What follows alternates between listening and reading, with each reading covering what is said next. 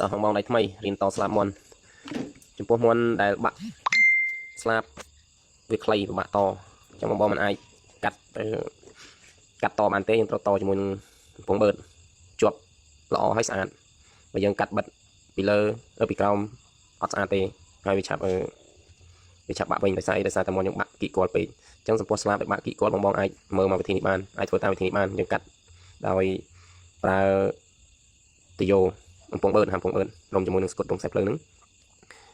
ហើយយើងយកមកបិទតយើងស្អិតថាវាស្វិតទៅជាប់បានយូរអត់បាក់ទេតបែបនេះគឺអាចថាមុនដល់ជំរុះវិញបានវាថាតទៅជំរុះបានវារបូតបើថាបើឲ្យរបូតគឺអត់ចេះរបូតទេហើយយើងតបានស្អាតជាងតបិទជាមួយនឹងទៀនធម្មតាចឹងបងអាចរៀនធ្វើបានចំពោះការតទយោបែបនេះបើសិនបើមុនបងបាក់ដល់គល់គេថាបាក់សល់គល់សល់បដូលចេញពីស្លាបតែមួយឆ្នាំងដៃទេពិបាកក្នុងការតបងអាចធ្វើមកទីនេះបានស្រួលលឿនហើយគុណភាពជាប់បានយូរចឹងបងអាចមើលបានវីដេអូនេះរៀងលឿនបន្តិចដោយសារតែវាច្រើននាទីបានខ្ញុំ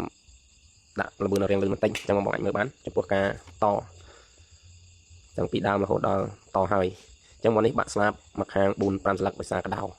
សត្វកដោចរាយបងប្អូនវាចូលទៅកាត់ស្លាបដាច់កដាលអស់មុនខ្ចីមុនតម្លាប់បាន2ដងវាចូលទៅកាត់ស្លាបខ្ទេចអញ្ចឹងបងមើលទៅការតស្លាបយើងក្រោយពីយើងបិទជាមួយទៅយោហើយយើងសូកតែមុននឹងយើង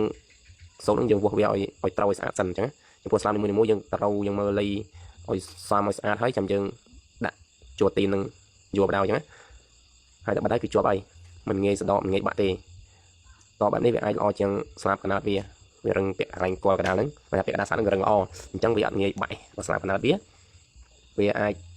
ស្លាបខ្លះស្រួយវាឆាប់បាក់តែចំពោះតនេះវាងាយបាក់វាស្វិតវាណែនល្អចឹងបងអាចរៀនធ្វើបានហើយចំពោះ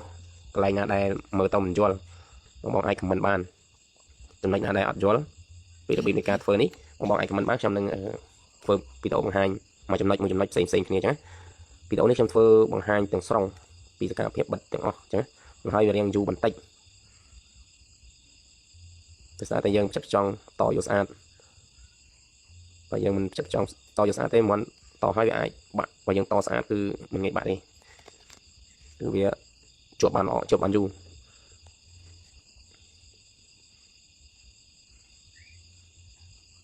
ចឹងក្រោយពីតហើយបងប្អូនមើលទាំងអស់គ្នាគឺបែបនេះ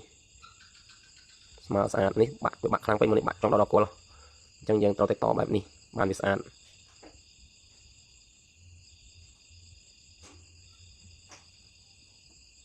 ពួកបងដែល